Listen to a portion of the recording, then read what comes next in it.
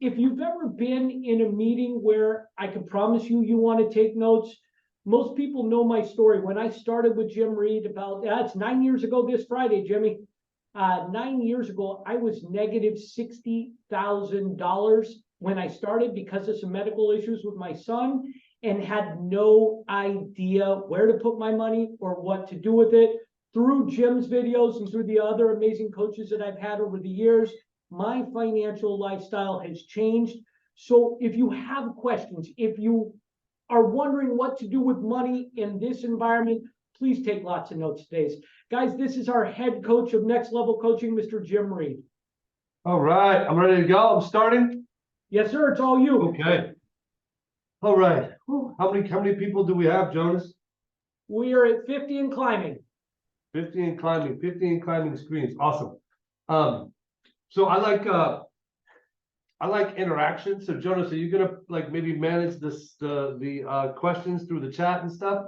Is it okay if I interrupt you if one comes in? Yeah. I was gonna say I would love to if you want to interrupt me at any time for a question, however you want to manage those. That's what I prefer. I don't like to do the lecture mode thing personally. Some people do. I like to do interactive. It's okay if you interrupt me. If I need to get a point across and go without questions for a while, I just won't. I just will. So does that sound okay with you, Jonas? That's perfect. The first comment is it's not a great day to be a Chargers fan. So you have some comedians here, Jimmy. Oh, that's cute. Yeah, that's cute. Yeah, I've been hearing the Chargers are going to be great my whole life. Still waiting. My favorite thing to tell people about being a Charger fan is that we went to the Super Bowl one time. And on the first play from scrimmage in the Super Bowl, the 49ers threw the ball to Jerry Rice for a touchdown. Like everybody should have known where the ball was going, it seems to me. Anyways, all right. So my name is Jim Reed. I run Next Level Coaching. I'm a loan officer.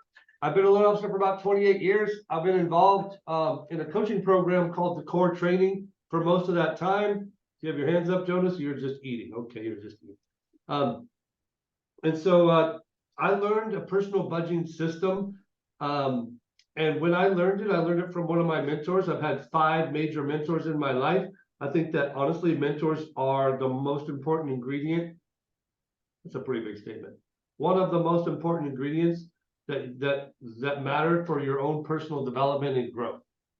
I think that it's not just one mentor for your whole life, that you kind of accumulate them. And just because you add another mentor doesn't mean you just need to say goodbye to an existing mentor. I think you got to keep growing and adding new mentors. Anyways, one of my mentors' name is Rick, and he taught this budget system that was taught to him by the guy next door. So he was a loan officer, and he worked in a building, and there were other businesses in the building, and in that building was a entrepreneur, kind of a lawyer entrepreneur guy. He didn't practice law, but he was an attorney. And he pulled Rick aside one day, and because my mentor was kind of a flashy guy. I think he still is a flashy guy, to be honest, a little bit flashy. And so he called this guy, this older gentleman, called him aside and asked him, what do you do with your money? How do you pay attention to it? And he said, I just give my checks to my partner, my spouse at home. And then they tell me if we can afford something or not. He said, well, let me teach you a system. And he said, I'm going to start with a belief system. So I want you to write this down. So the belief that he shared is, and the one that Rick shared with me that I adopted is, it does not matter much how much money you make. It only matters how much money you save. And it really is the truth. Because what happens to us is our income usually goes up, gradually or sharply. No one's going to interact, so I'm just going to answer my own questions. For most of us, income goes up gradually. So what happens to most of us is we start off in a career or a job and we're making whatever, 40 grand a year, 50 grand a year, whatever it is. And as we make more money, we slowly increase our lifestyle.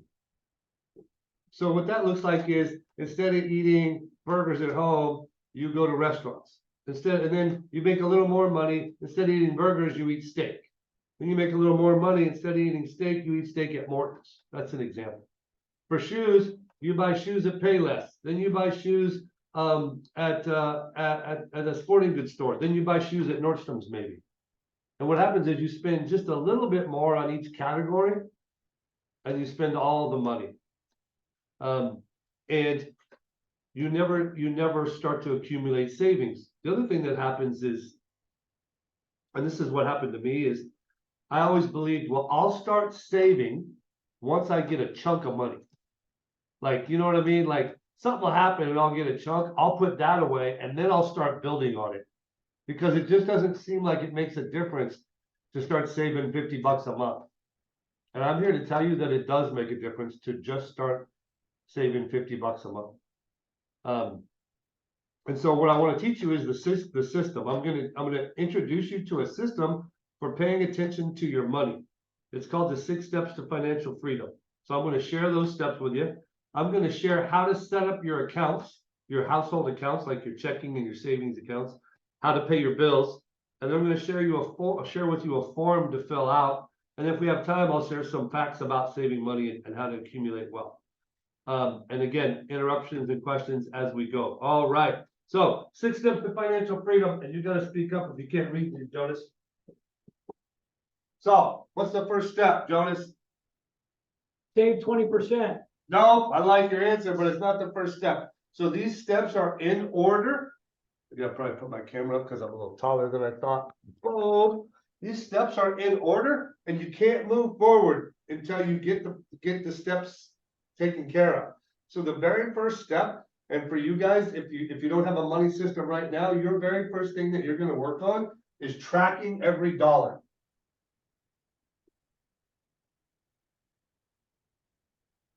Check every dollar. The system that we teach is not a budgeting system where you're like, okay, I'm only going to spend $400 at the grocery store. I'm only going to spend $100 at the gas pump. I'm only going to spend $20 on Starbucks. I'm only going to spend this much money on that. That is a system that works. That's a projection system.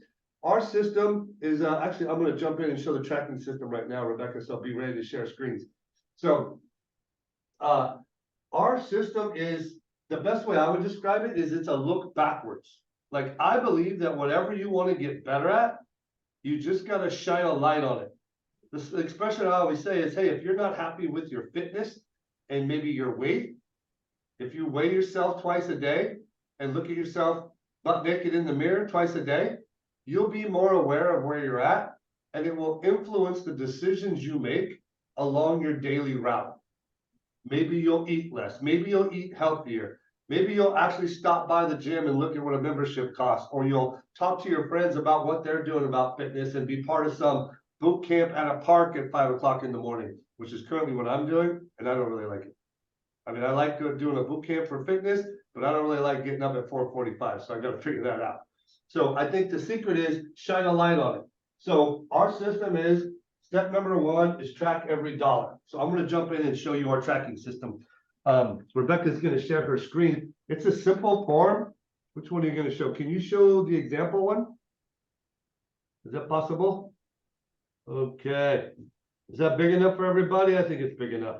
It's not big enough for me. So it's a piece. This is a form. I have 3 pieces of paper that you can get from the loan officer that invited you to this. So one of the pieces of papers is written instructions on how to complete the form. How are you doing? Hey, how are you doing?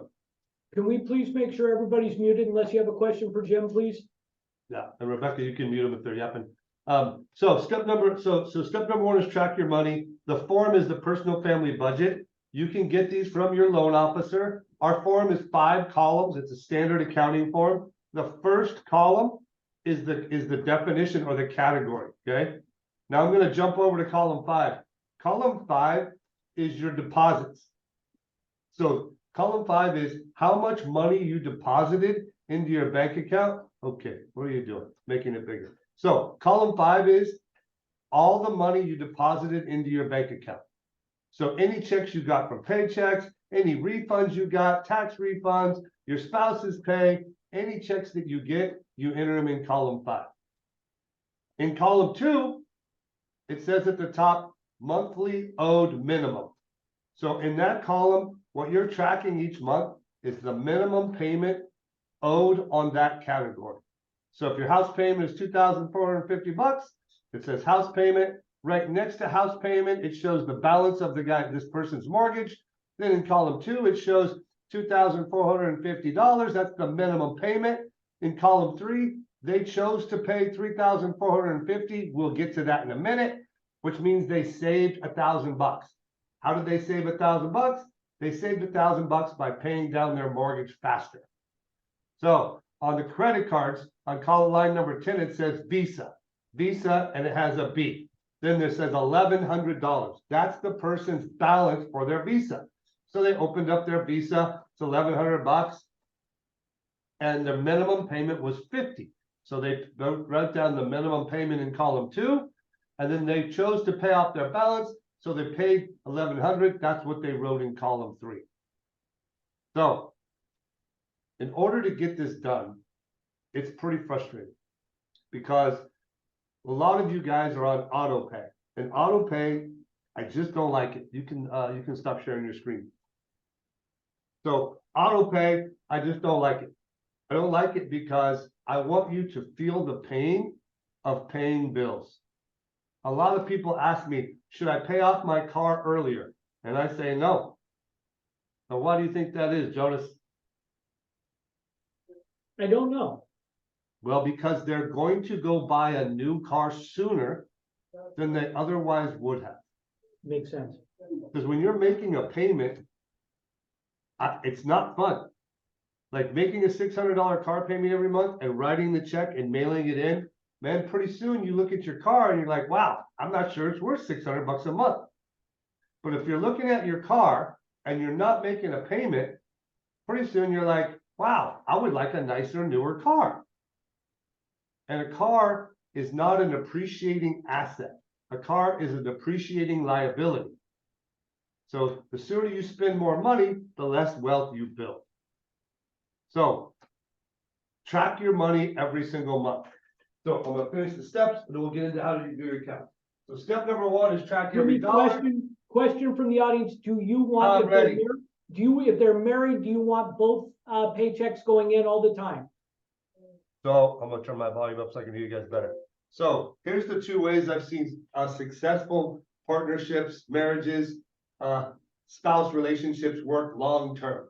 One way is every family has a CFO. Sometimes it's the woman, sometimes it's the man. And in a household like that, I think you have one household checking account. Okay? And I'll show you how to set that up right now. I'm just going to take that question and jump ahead and show you how to set it up. I'm going to write these steps in a minute back up here. So here's how to set it up. So in a household with a CFO, everything is shared. All the money is shared, all the expenses are shared, and all the wealth accumulation is shared. Some successful marriages that I have been around, both spouses work and they do something called a multiple rule. So they have separate accounts, they track their money separate, and then they each put in a certain amount of money to a household account with a multiplier. So let's say the husband made 50 grand a year and the wife made 150 grand a year. And the husband put $1,000 into the household account. How much would the wife put in? A multiple of 3, because they make 3 times as much. So they would put 3,000 in. And then that 4,000 they would spend on the household, and the rest of their money would be independent. Personally, I don't like that one. I don't think that's how it's meant to be, but you can choose it. I think the one where you blend your money for long-term marriages is the one most people do. So I want to share with you how to set your accounts up and how to pay your bills. So you want to get to the point where you pay your bills once a month, only once a month. So all the bills come in the mail. You take yourself out of auto pay, stop doing automatic payment, get them to send you the bill in the mail the old-fashioned way. When you go and get your mail, have 2 envelopes on your desk at home, one for your paychecks, one for your bills. At the end of the month, I pay my bills on the 25th of the month. That's what I like, because then my mortgage is a little early and all my bills get paid on time. It took me a while to be able to do that. For a while, I had to pay my bills twice a month, and then I had to call some of my debtors, or my creditors, excuse me, and I'd change my due date. It takes some effort, but it enables me to pay more attention to my money. So here's how you set up your accounts. You have a household account. Your household account, all of your checks go into your household account, all your checks. The household account doesn't have an ATM card, no ATM cards, no ATM cards, no ATM cards. All the ATM cards allow you to do is spend your cash without guilt. Here's what I think.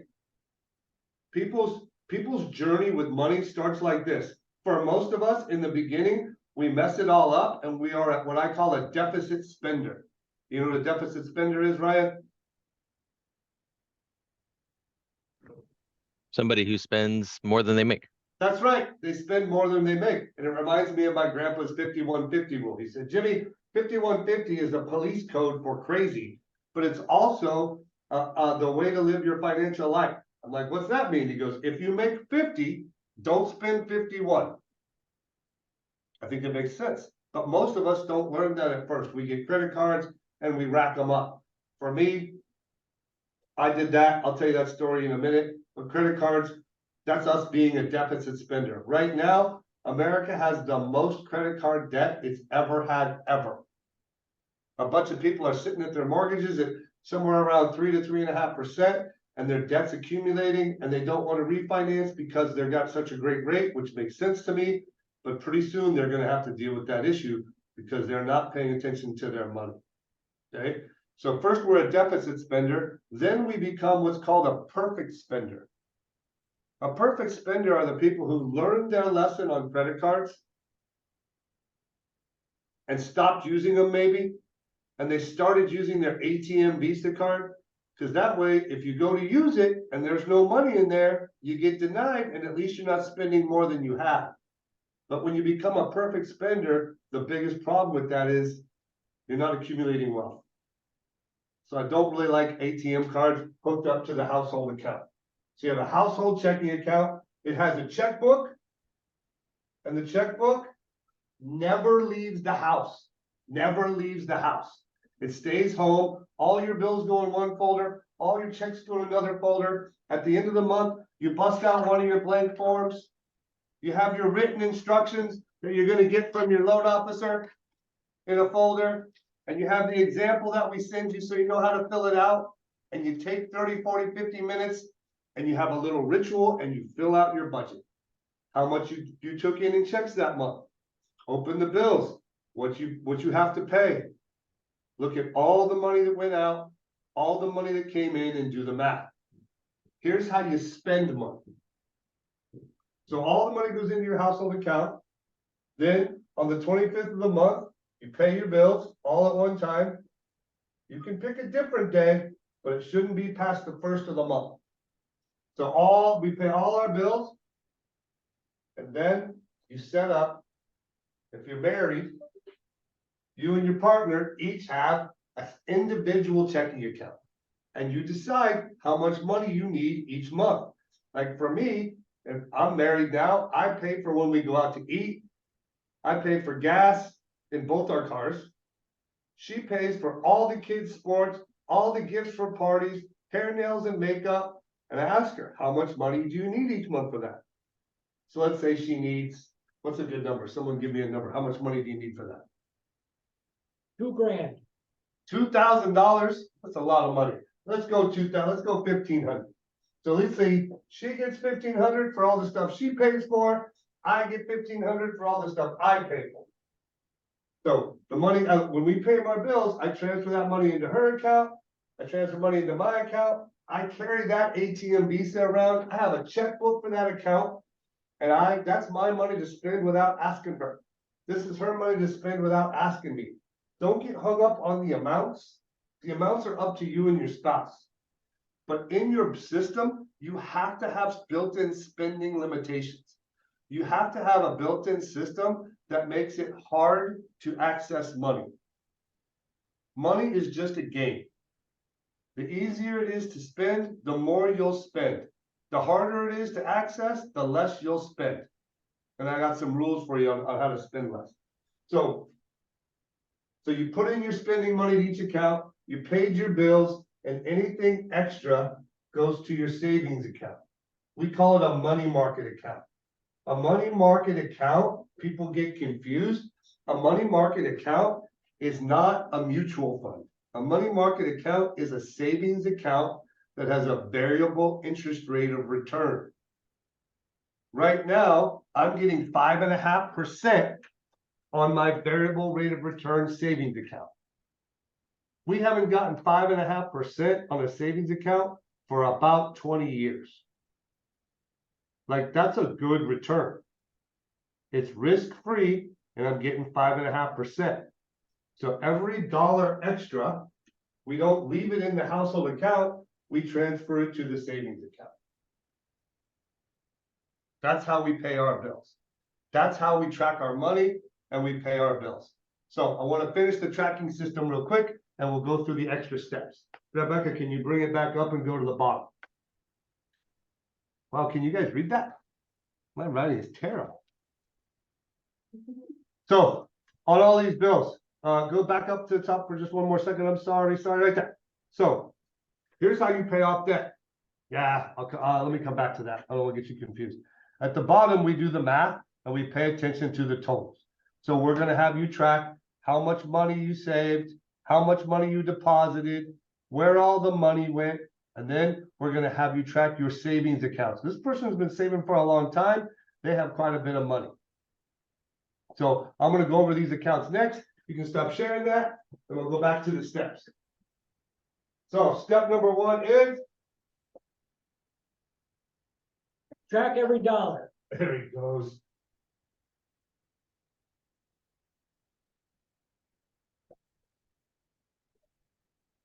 Track every dollar. Step number 2, pay off debt.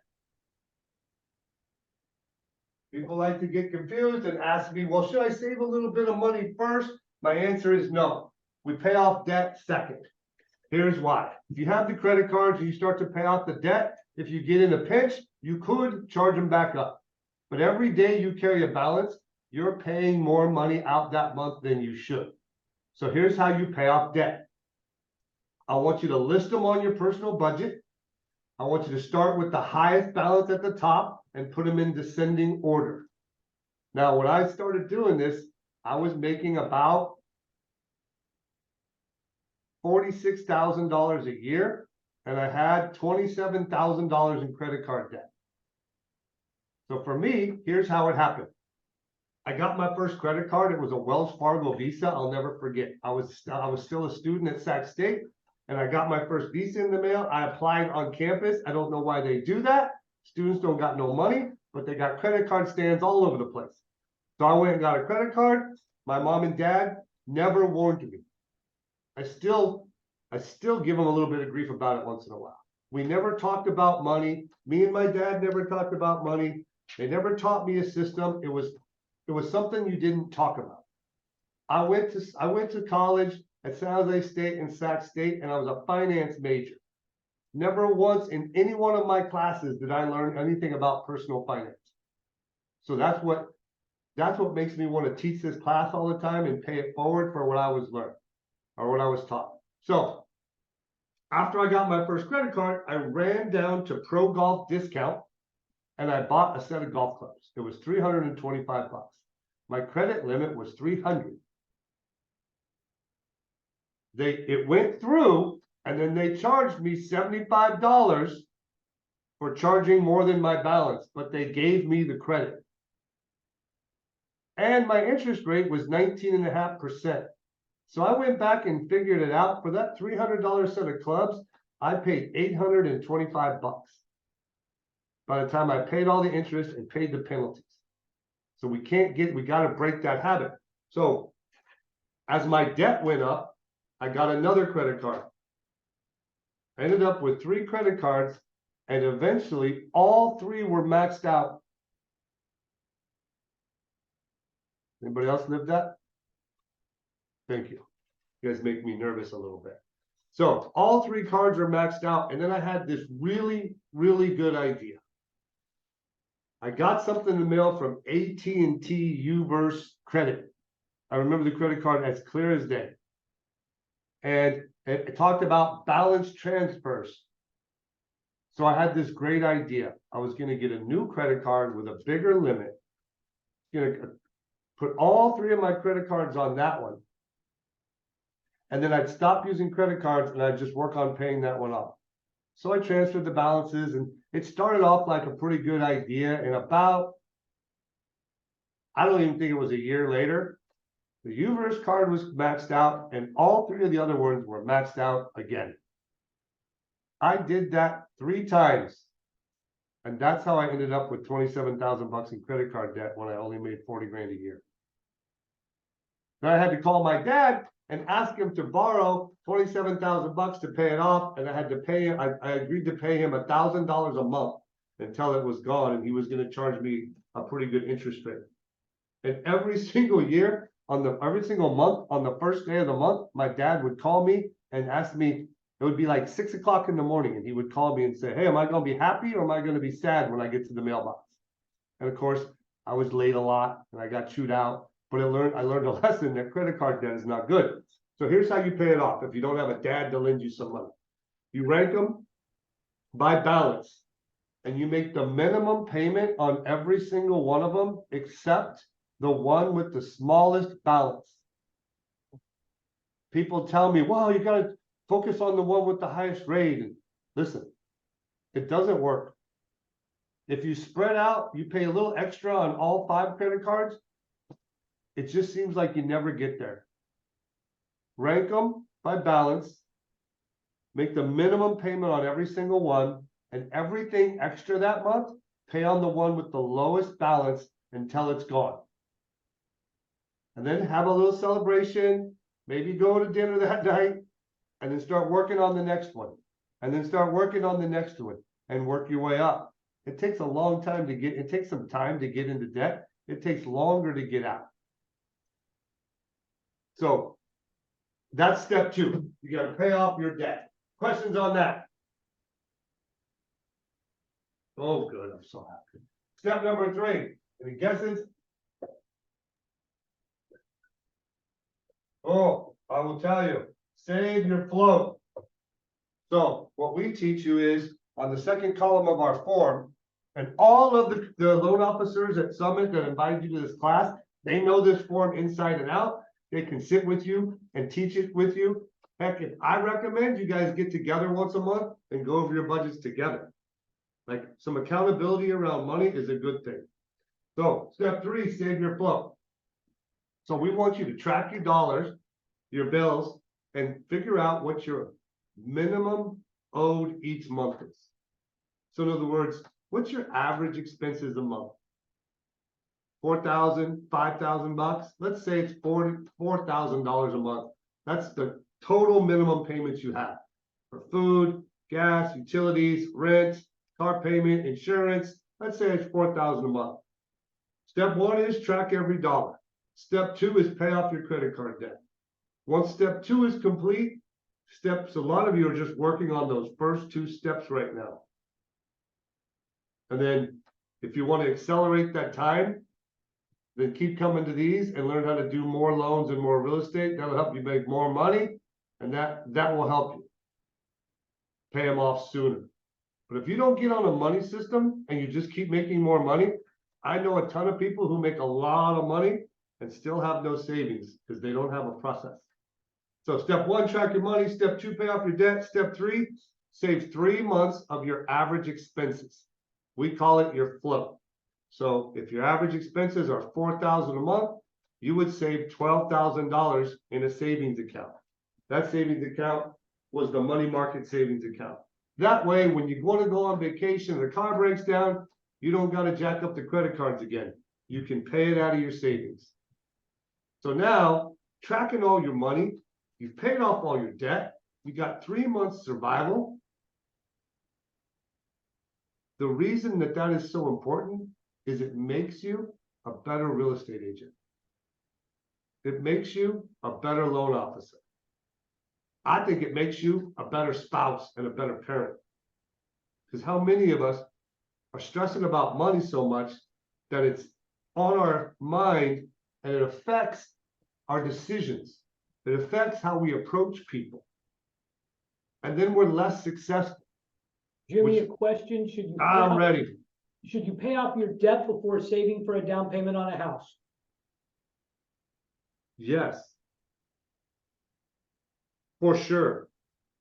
If I gave you an investment, Jonas, if I said, hey man, guaranteed investment, you put your money with me, no risk, guarantee you a 15% rate of return, would you give me your money?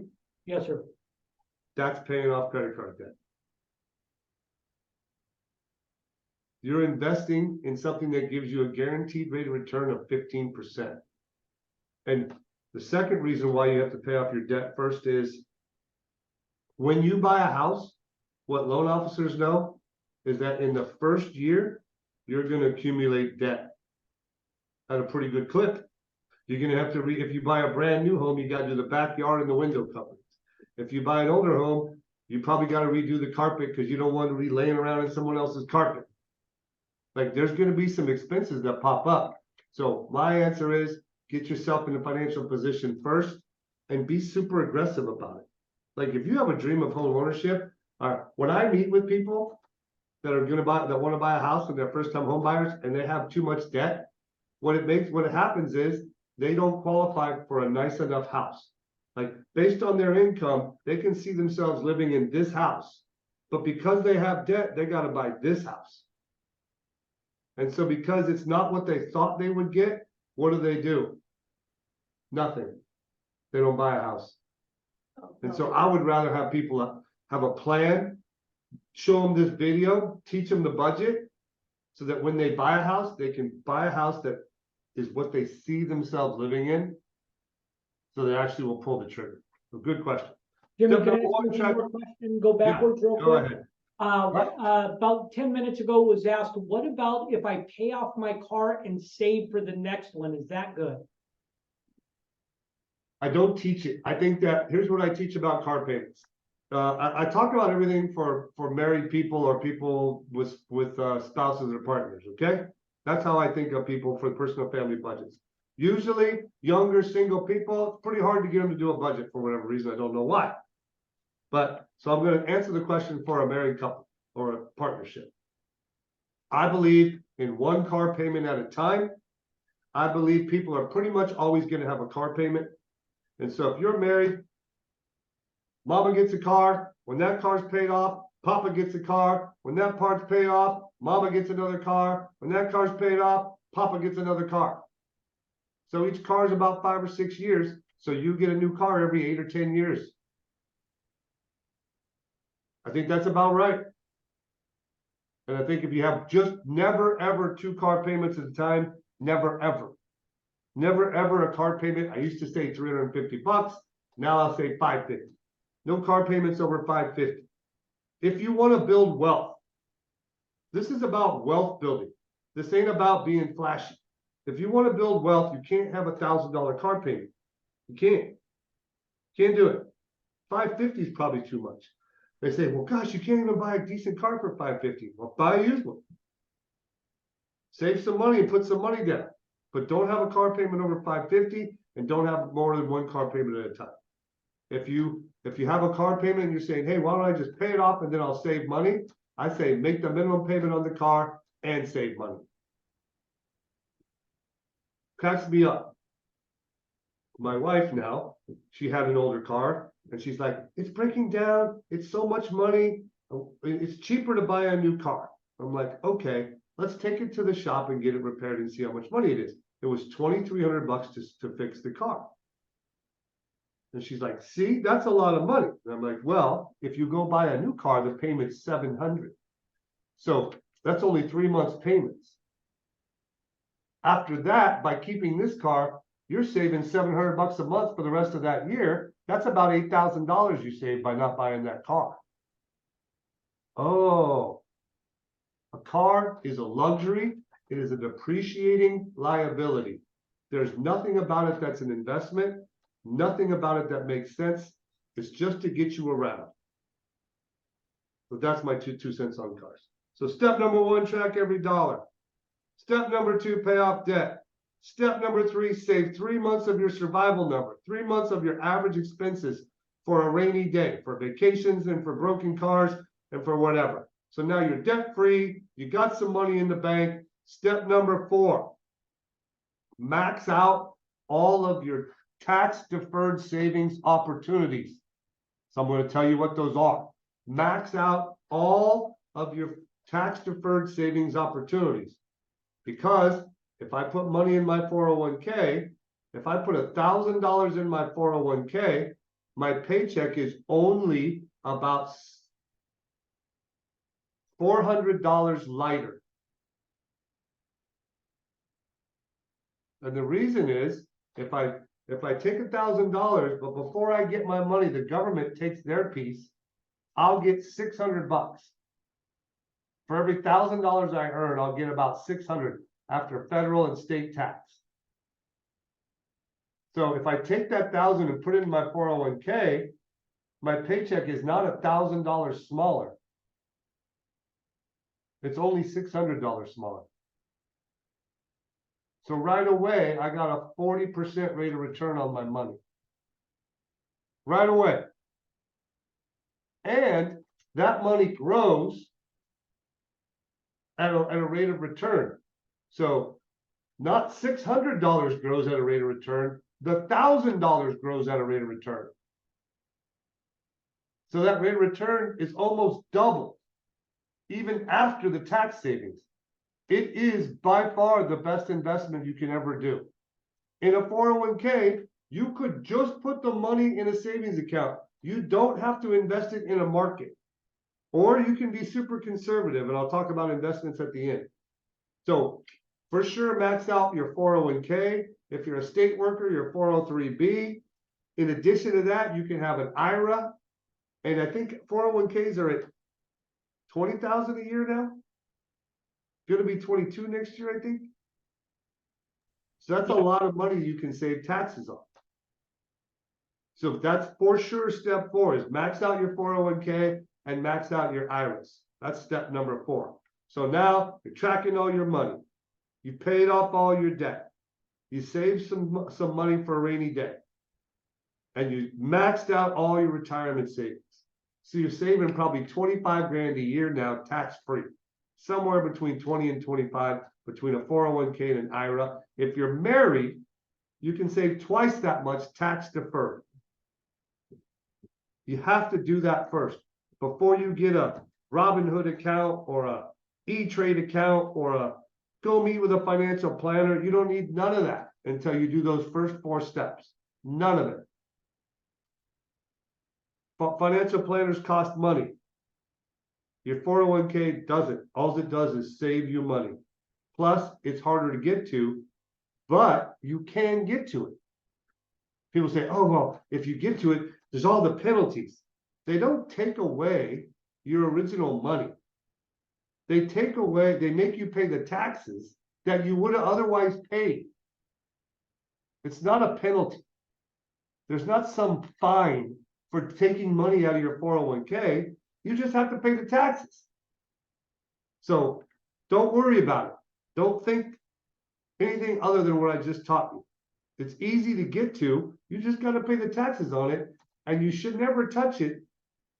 I think never. I think when people get down to where they don't have any money, they'll start to do things that they got to do to provide for themselves. So the sooner you act like you don't got any money, the sooner you're going to do those actions that you should be doing anyway. That's what I believe. So now you've tracked all your money, you saved, you paid off all your credit cards. What a relief. You cut up the credit cards. You don't use them anymore. You carry one around for emergencies.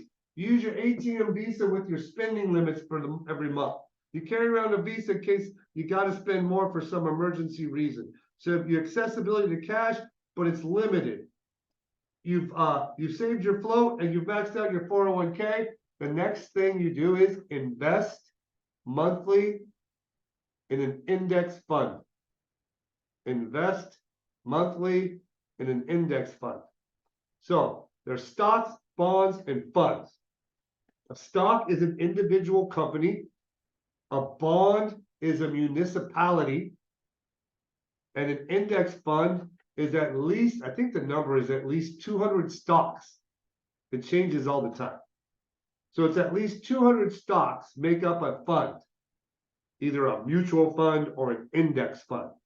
The difference between a mutual fund and an index fund is nothing. It's nothing. It's just which stocks are in the fund. Okay? So bonds are super conservative, have a lower rate of return, and are super low risk. They're for older people or people who don't want to take any risk. I'm older. I'm 55. I recently bought tax-free municipal bonds from the San Francisco Toll Bridge municipality at a 5% rate of return tax-free. For me, that's the same thing as getting 9.5% because I don't got to pay income tax on the earnings. For me at 55, 9.5% is great. I don't want to lose any of my money. If I was 20 years old, I wouldn't buy those same things. Okay, so that's a bond. A stock is like when you buy stocks. First of all, you don't buy stocks yet. I got to go through some stuff, but a stock is like you would only buy stocks of a product that you use, like Coca-Cola. I've been buying Coca-Cola since I was 25 years old. It doesn't go down. People drink Coca-Cola, okay? It's not going anywhere. That's one of the stocks I've bought in my life. So an index fund, the one I would tell you to buy after you've done the first 4 steps and you're on the 5th step, you would invest monthly in an index fund, and it would be the S&P 500. The reason I picked that index fund is because every financial planner that I've ever met at some point during the presentation has told me, we almost beat the S&P this year, or we beat the S&P by 1%. Well, if you're comparing yourself to the S&P, I'm just going to buy the S&P. It's less fees, it's less commissions, it's super easy to track because it's on every leaderboard of every investment fund, and it's super diverse. It's some of the top companies in America. So you would invest monthly in an index fund. And how much a month, Jim? Everything extra. Everything extra. So when I paid my bills, I put all my money in the household account. I gave Ann her money. I gave my money. I paid all our bills. Whatever's extra, I write a check to my financial planner, and I write S&P 500 in the memo section. That way he gets the check, and he knows exactly what I want him to do with it. Now, I don't know how to teach you how to invest in stocks and time them and know which one's going to go from $5 a share to $5,000 a share in 3 years, or I probably wouldn't be talking to you. I would be super, super rich, and I would be on a beach somewhere. So I don't know how to give you that advice, but I'm slow and steady wins the race. So I invest monthly in index funds. The final step is I'll pick an amount I'm going to do to the index fund each month. Let's say it's $1,000. My final step is I'm going to prepay, and you want to write this one down, prepay on your mortgage. So, tracked all my money. I paid off my debt. I saved my float. I maxed out my 401k. I figured out an amount, $1,000 or $500 a month is going into the S&P 500. I still have some extra because I'm not overspending. My house payment is $2,000. I'm going to start paying $2,200. Then I'm going to pay $2,500. I'm going to keep turning it up until it hurts. I'm going to get to where I'm paying $3,000 a month on this thing, prepaying $1,000 on my mortgage. Everybody says, well, Jim, you've got a really good rate and it's tax deductible. That's stupid. No, it's not. I'm going to tell you why. Because now I'm going to go buy a bigger house. I've already practiced for the higher house payment. So now I go buy a bigger house, and I've already been paying that higher house payment for 1.5 years. It doesn't sting at all. It doesn't change my lifestyle at all. I get to keep my old house as a rental, buy my new house with no rent shock, no payment shock. I do that twice in my life. So towards the end of my life, I have my primary residence. I have 2 rentals. After 25 years of working, I have 2 rentals free and clear, and I have a primary residence. I retire, I sell those 2 rentals, and I 1031 exchange them into my vacation home. I rent my vacation home out for 1 year. Then I retire, I move into that home, and I sell my primary residence, and I get the $500,000 tax exemption. I don't have to pay taxes on the profit. That's my plan. The one I just shared with you is what I'm doing. That's the 6 steps to financial freedom. I'm in the middle of a class. How are you? I am. Nice to see you. That was my boss. I had to say hi. Always be nice to your boss. All right. So where am I at? I'm getting close to the end. This is perfect. So I covered the 6 steps. I covered the forms. I gave you an example. It's all ready for you to be emailed to you. All you got to do is request it from your loan officer. And I want to take questions for the last 5 minutes here before I let you go back to work and sell more houses. I'm ready, Jonas. If you guys have any questions for Jim, please put them in the chat screen. Jim, what would you say to the real estate professional or the mortgage banker that's struggling? Absolutely get the debt paid down, or is worried about monies coming into this market? I don't understand the question.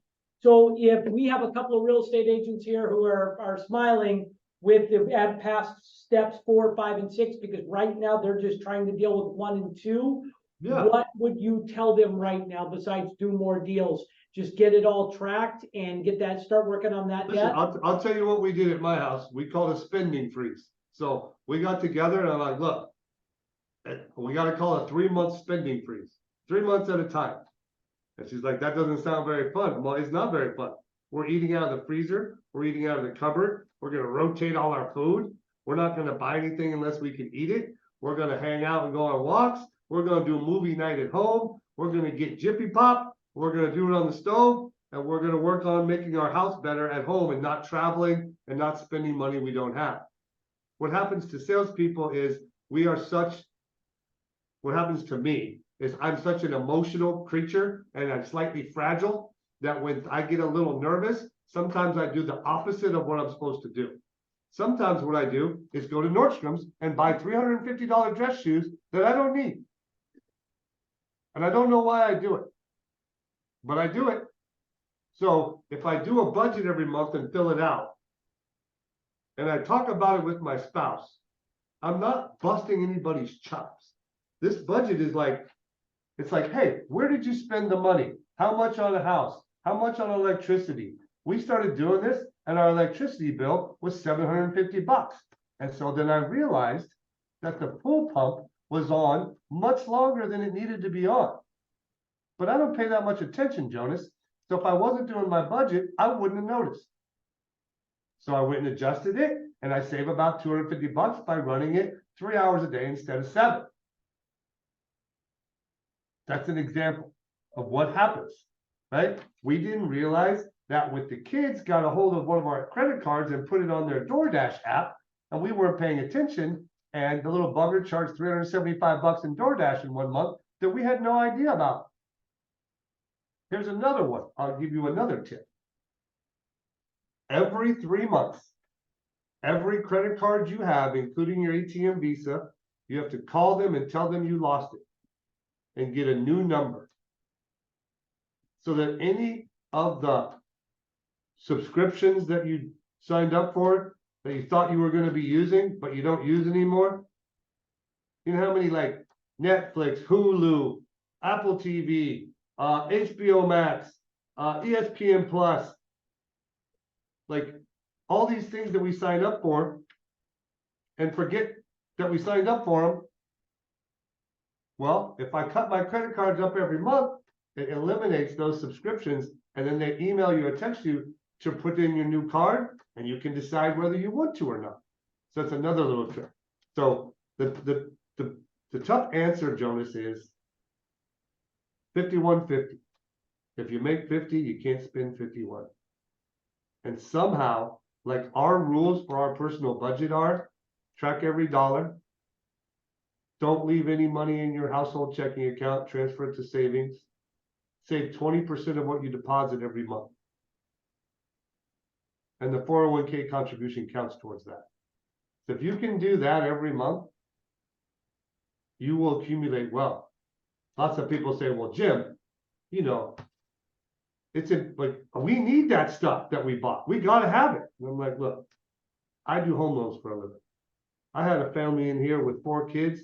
He made $63,000 a year, and they were all hugging each other, kissing each other, and they seemed pretty damn happy. So don't tell me that you got to spend 10 grand a month to be happy, because I'm not buying it. You can save it. Good question. Another question? Chris Coons, I may need your help on this question, so if you'll take yourself off of mute, please. Jim, what advice would you give to someone who has a higher level of risk tolerance?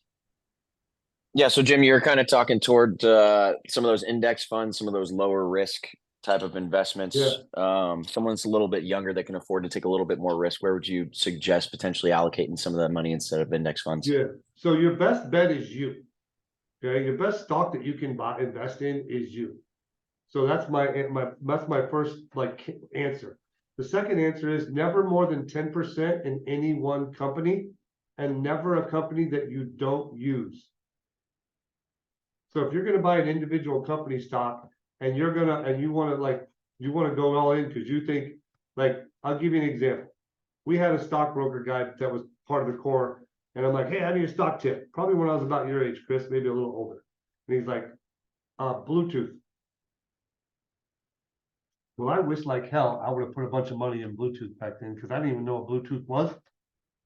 He said it's a super low voltage, low frequency communication for cars. At the time, he just described it to be used in cars. Well, we all know Bluetooth is everywhere now. I really wish I would have bought it. So if it's something like that, that you see a use for, that makes sense, that you use, the most you would ever do is 10%. You know, for someone in real estate, you got to figure out a way to flip house. You save the commission, you sell without other realtors involved. The way I used to flip houses was, I was the money guy, a realtor threw in and a contractor threw in, and we split them 3 ways. Split the profit 3 ways. No one got to take, I didn't take interest on my money. He didn't take commissions on his real estate. He didn't upcharge on the contracting. And then we split it 3 ways. I'm going to make more money doing that. And it's going to be more predictable, leveraging my knowledge, than investing in a certain stock. So those are my answers. Good question, Chris. So when I started doing this, I told you I had no money, I had no wealth at all. I had an IRA that had like $2 grand in it that my grandma set up for me. I had 27 grand in debt when I started doing this system. So that was 28 years ago. So 28 years later, I have $7.5 million and about 3 million in real estate equity. Now, it's not because I'm smart. It's not because I make a bunch of money. It's because every month for 25 years, I filled out a personal family budget, and it made me spend less, and that helped me save more. And I invested it, and I just kept going. I don't know how to teach you how to get rich quick. I know how to teach you how to be blue collar, go to work, track your money, save a little bit every month, and just keep moving forward. Last question before I go, Jonas. Yep, I want to respect your time, Jim. What are your thoughts on crypto?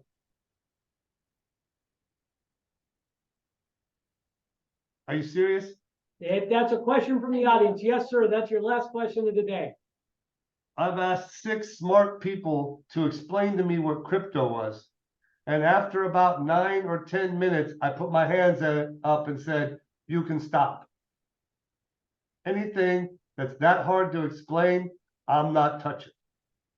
Now, if you were Chris Coons and you wanted to take a chance with 10% of your money, the only thing I would buy was the Bitcoin. That's the only thing I would buy. And I'm not saying that's good advice, because I don't even know what the heck that is. So Jimmy, I gotta squeeze one more in. Ryan Hoffman wants to know if he's allowed to buy a new Tesla if he invests in Tesla. No. Is that Ryan that did that? Yes, sir. No, you don't get to buy nothing, Hoffman. Knock it off. All right, guys. Thanks for being on here. I gotta go. See you later. Guys, we Bye. want to thank you very much. Our National Lunch and Learn is always the third Tuesday of the month.